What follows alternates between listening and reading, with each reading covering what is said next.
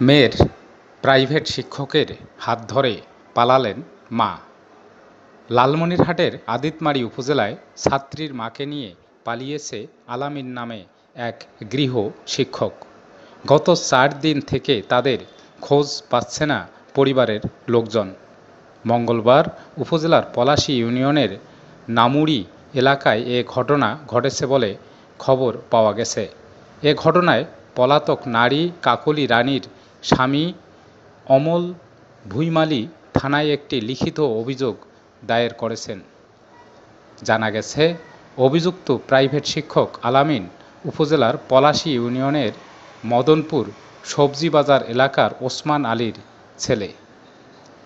খোঁজ নিয়ে জানা গেছে, শিক্ষক আলামিন অমল ভুঁইমালীর ২য় শ্রেণীতে পড়ুয়া শিশুকন্যা অর্পণা রায় অনুরাধাকে প্রাইভেট পড়ান।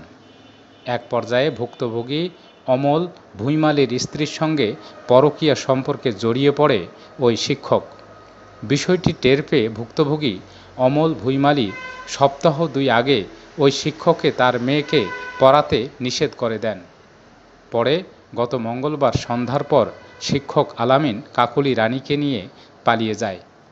এ বিষয়ে আদিতবাড়ী থানার ওসি মাহমুদ উন নবী বলেন, এ ঘটনায় কোনো অভিযোগ হয়েছে কিনা এখনও জানি না, তবে শুনেছি ওই গৃহশিক্ষক ও নিখোঁজ গৃহিণী দুজনেই প্রাপ্তবয়স্ক।